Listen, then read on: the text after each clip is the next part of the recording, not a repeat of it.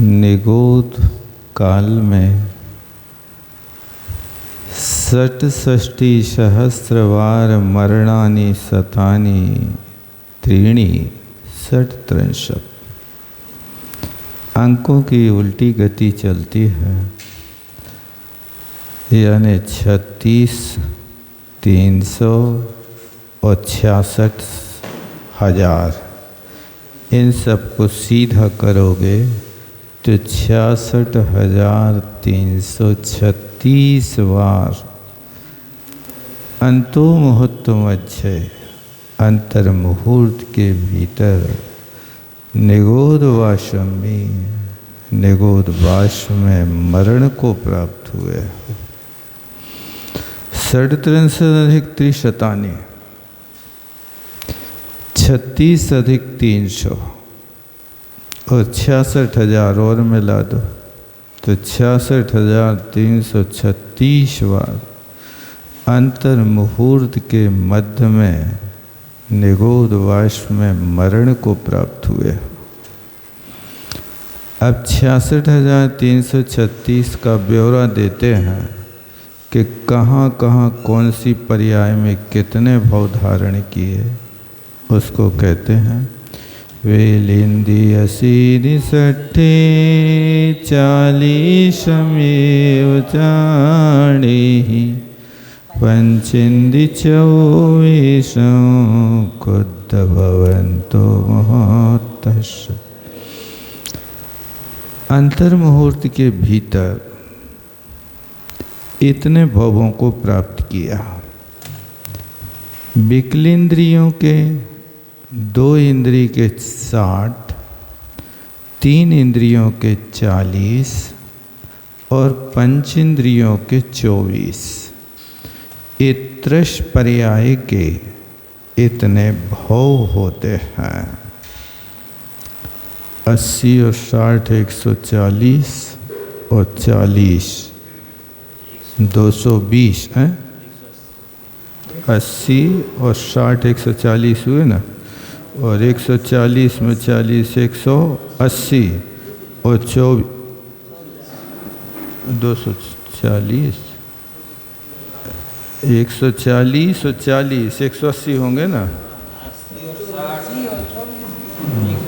180 और फिर 24 204 तो ये 30 पर्याय के हुए। अंतर मुहूर्त में 204 भव 30 पर्याय के विकलत्रय के, और एक इंद्रिय के जो होते हैं वे 66,132 भव, ऐसे कुल मिला करके 66,336 होते हैं।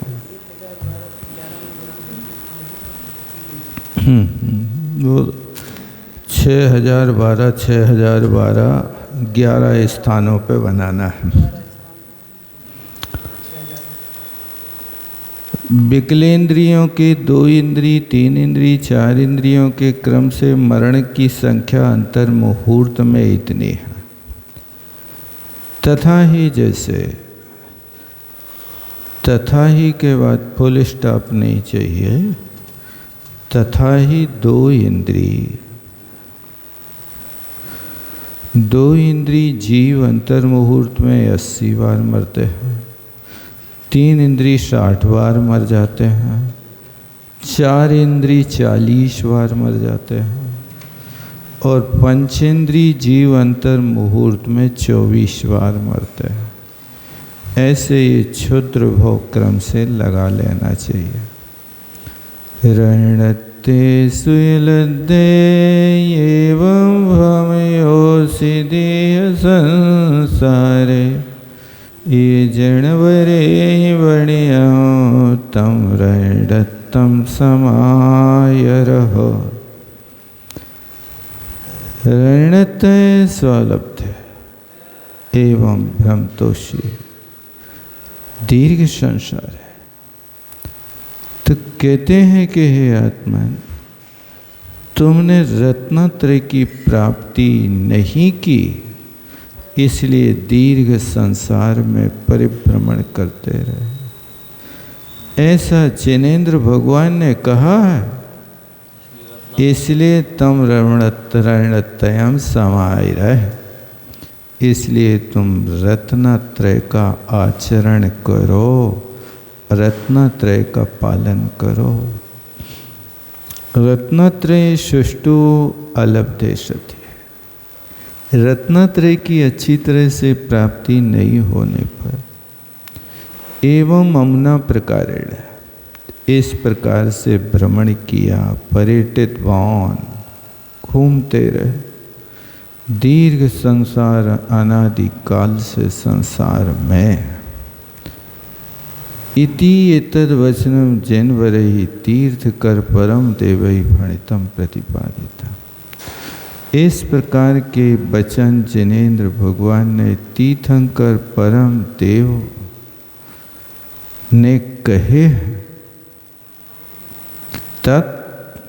तस्मात् कारणा, इसलिए इस कारण से उस जगत प्रसिद्ध जो रत्नत्रय है उसकी आराधना करो। सम्यक आदृश्य वा, अच्छी तरह से उस रत्नत्रय का आदर करो।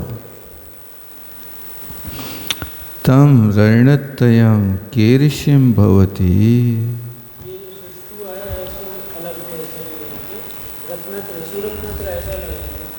अच्छी तरह प्राप्त नहीं हुआ रत्नात्रय। मिथ्यात्व के साथ तो बहुत बार किया, सम्यक को प्राप्त नहीं किया। सुष्ठु स्वी अवलब्ध, सुष्टु लब्ध न होना। शु जो है सुष्टु अर्थ में है।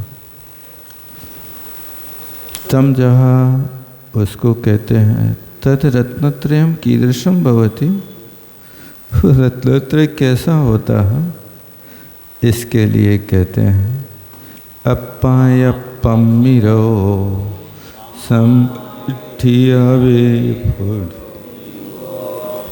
जानितम सन्नाण चरदे चारित। कहते हैं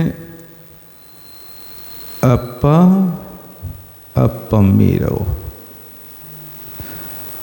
जीव स्फुटहम सम्यक दृष्टि हवे। जो आत्मा आत्मस्वरूप में रत होता है, प्रतीति करता है, सो प्रकट रूप से सम्यक दृष्टि होता है। और तम जाने सन्नाणा, जो आत्मा के स्वरूप को जानता सो सम्यक ज्ञानी है, और जो आत्मा में ही आचरण करता है उसको सम्यक चारित्र कहते हैं। यही मोक्ष का मार्ग है, यही रत्नत्रय है। आत्मा आत्मनि रतः आत्मना श्रद्धान पर, आत्मा आत्मा में रत होती है, यानी आत्मा का श्रद्धान करने में तत्पर हो, सो सम्यक दृष्टि होता है। ये बात निश्चित है। व्यवहार नए से तो तत्वार्थ का श्रद्धान सम्यक दर्शन। जीव आत्मा सम्यक दृष्टि जानना चाहिए। जानाति तम आत्मानं तत्सज्ञानम सम्यक ज्ञानम भवति, संबोधन है। ऐसे उस आत्मा को जो जानता है वह सम्यक ज्ञान होता है। व्यवहारेण तु सप्त तत्वानि जानाति तत्सम्यक ज्ञानम भवति। व्यवहार से तो जो 7 तत्वों को जानता है सो सम्यक ज्ञानी है। तम आत्मानं जीवो यच्चरति तन्मयो भवति। उस आत्मा को जीव जो आचरण करता है वह तन्मय होता है।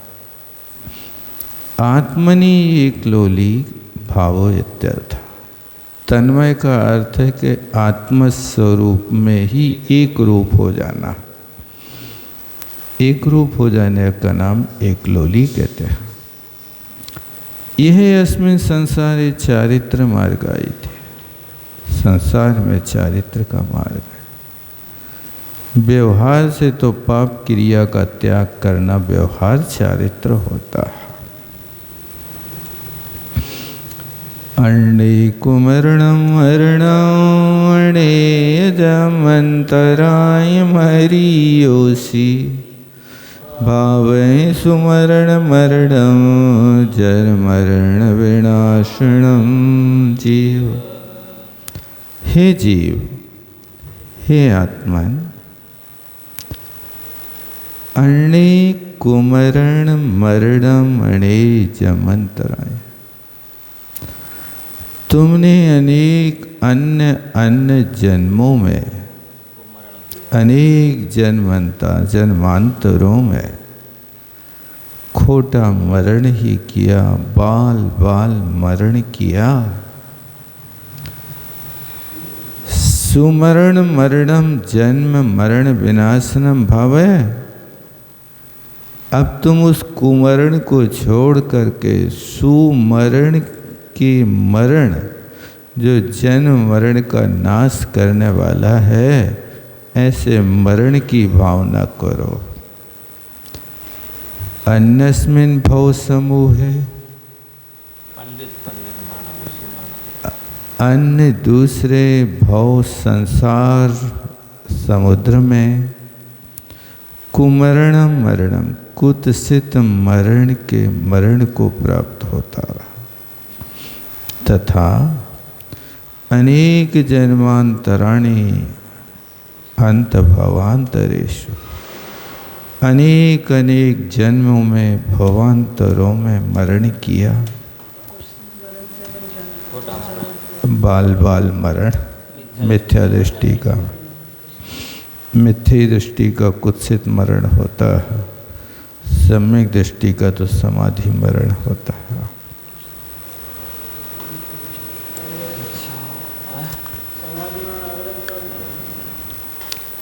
सम्यक दर्शन हो गया तो समाधि बाल मरण की कोटि में आ जाता है। बाल बाल नहीं आता है, एक बाल हट जाता है। चौथे गुण स्थान में बाल पंडित कहलाता। छठे में पंडित का अर्थ ही रत्नत्रय है। वो बाल माने एक देश रत्नत्रय।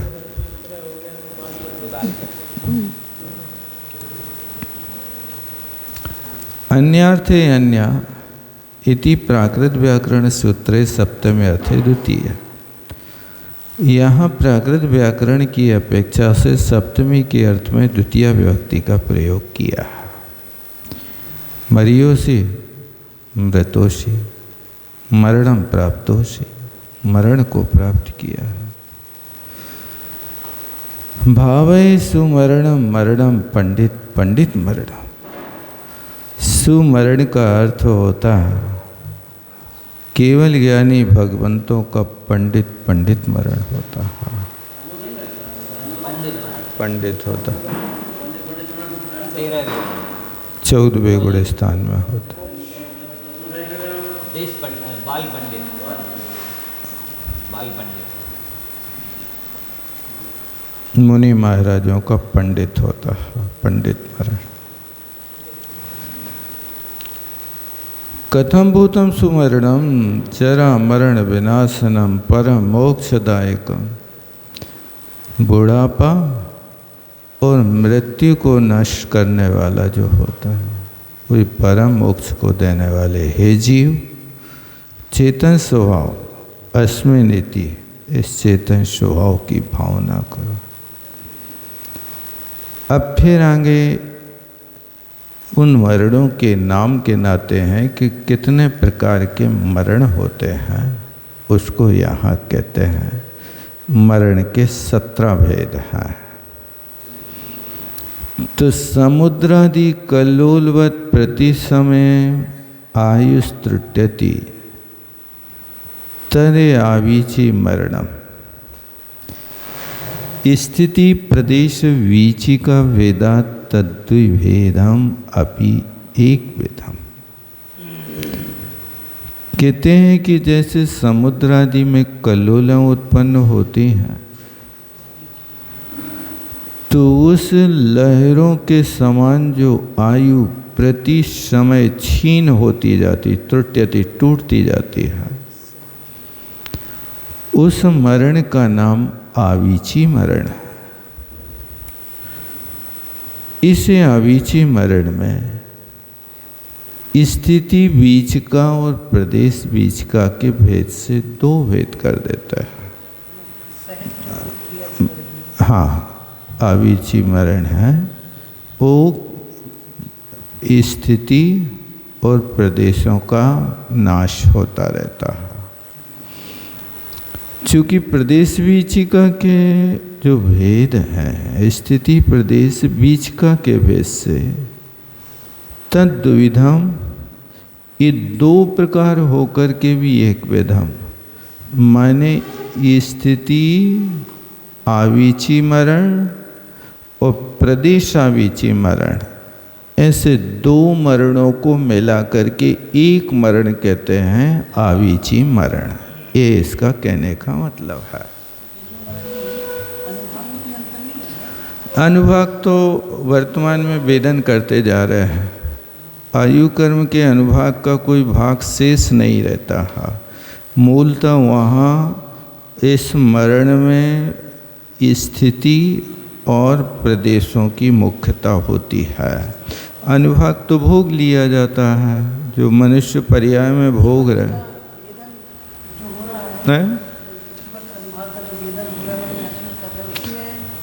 अब वो आयु कर्म का वेदन जो होता है वो एक अलग प्रकार का होता है। वेदन तो प्रत्येक समय ज्ञानवर्णी दर्शनवर्णी का कर रहे हैं, और जो ये वेदन है ये ज्ञान आदि का ही ज्ञान का विषय है।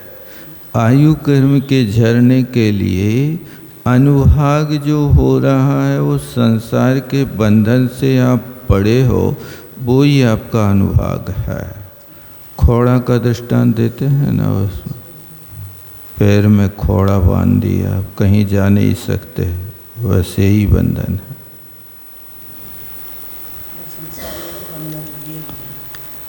बंधन तो है। भवांतर प्राप्ति ही अंतरोप सृष्ट पूर्व विगमनम तद्भव मरणम उच्यते। भावांतर की प्राप्ति होना है और आगामी यानी भविष्य में होने वाले शरीर के द्वारा उसका जो सृष्ट होता है, त्याग होता है, तो पूर्व भव का नाश हो जाने का नाम तद्भव मरण कहलाता है। यानी भवांतर की प्राप्ति हो रही है और भवांतर की प्राप्ति के साथ जो पूर्व आयु है उसका नाश हो रहा है, इसका नाम तद्भव मरण है। फिर तत्तु अनंत सा प्राप्त जीवे नहीं ज्ञातव्य। ये तद्भव मरण तो अनंत बार प्राप्त किया है, ये कोई खास बात नहीं। तेन तद्भव मरणम ना दुर्लभम, इसलिए तद्भव मरण तो कोई दुर्लभ मरण की कोटि में नहीं आता। अवधि मरणम नाम कथ्यते है। अवधि नाम का एक मरण है। यो यादृशम मरणम सांप्रतम उपैति तादृशम यो यदि मरणम भविष्यत तद अवधि मरणम। कहते हैं कि जो जिस प्रकार से मरण वर्तमान में कर रहा है, उस प्रकार का मरण यदि भविष्य में भी होता रहे तो उसको अवधि मरण कहते हैं। ये है कि जिस प्रकार से सामान्य से आयु कर्म के निषेक खिरते जा रहे, एक एक निषेक निकल रहा है, तो एक एक निषेक निकलने का नाम एक सीमा हो गई कि इतनी आयु क्षय हो गई, और फिर जाकर के अंत में पूरी आयु कर्म के निषेक निकल गए, अब जीव का गमन अलग हो गया, तो इसका नाम अवधि मरण है। अवधि का अर्थ सीमा, 100 वर्ष के। हाँ, तो जो एक आयु कर्म का निषेक है ना, तो वो एक आयु कर्म के निषेक में स्थिति और प्रदेश उतने झर गए। अब वो उसमें सीमा हो गई कि एक निषेक। अब 100 वर्ष की आयु के निषेक मान लीजिए 1000 बनाए हैं, 1000 में से आपके 100 निषेक खिर गए, तो ये अवधि मरण हो गया। अब पूरा जा कर के जब आपका 1000 निषेक खिर गए, अब उसके लाने भी अवधि मरण, माने थोड़ा थोड़ा खिरना और फिर लास्ट में उसी रीति से खिरते जाना। अवधि मरणम कथ्यते, यही कह रहे हैं ना, यादृशम सांप्रतम मरणम उपैति। वर्तमान में तो मर ही रहा, हर व्यक्ति मर रहा है, एक एक आयु कर्म के निषेक खिरते जा रहे हैं, उसी क्रम से आगे भी वो खिरता रहे भविष्य में, तो वो अवधि मरण है।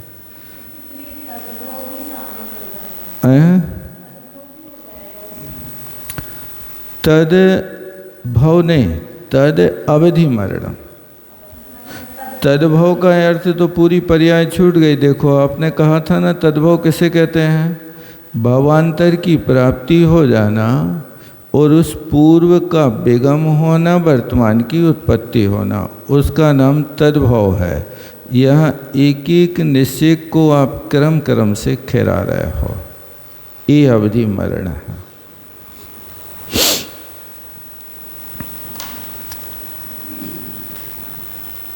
तद्विधम, अब इसको 2 भेदों में डाल दिया। देशावधि मरण माने एक एक निषेक खिरना, वो देशावधि मरण है, और सारे प्रदेश एक साथ निकल जाना, वो सर्व अवधि मरण है। इसलिए सर्वावधि मरण और देशावधि मरण ऐसे 2 भेद हो गए। तत्र सर्वे अवधि मरणम नाम यदा आयुर यथा भूतम उदेति सांप्रतम प्रकृति स्थिति अनुभाग प्रदेश तथा भूतम एव वायु प्रकृत्यादि विशिष्टम पूर्ववदनाति उदेश्यति च इति सर्वावधि मरणम। यानी सर्वावधि मरण जिस समय आयु यथाभूतम उदेति, जैसी की तैसी उदय को प्राप्त हो रही है, और सांप्रतम वर्तमान में प्रकृति स्थिति अनुभाग प्रदेश तथा भूतम एवं आयु, उसी प्रकार की आयु प्रकृति आदि के भेद से पुनर्वदनाति, वो फिर से बांध लेता है। उदेश्यति, उदय को जब प्राप्त होगी तो फिर उसको सर्वावधि मरण कहेंगे। ये देशावधि और सर्वावधि का अर्थ बताया। ये तो सर्वावधि हो गया। देशावधि के लिए कहते हैं यह सांप्रतम उदेति आयु यथा भूतम तथा भूतम बधनाति, वर्तमान में जैसी आयु का उदय हो रहा है उसी प्रकार की आयु का बंध करता है, तो देश तो यानी तद्देशावधि मरण है। इस तरह से एतद उक्तम भवति देशता, ये देश आयु के मरण का कथन किया। सर्वतो असादृश्येन अवधिकृतेन विशेषितम मरणम अवधि मरणम, सब ओर से सादृश्य रूप से, माने प्रकृति स्थिति अनुभाग आदि के रूप से सब कुछ निकल जाता है, उस मरण को अवधि मरण कहते हैं। आज इतना ही रखते हैं। आज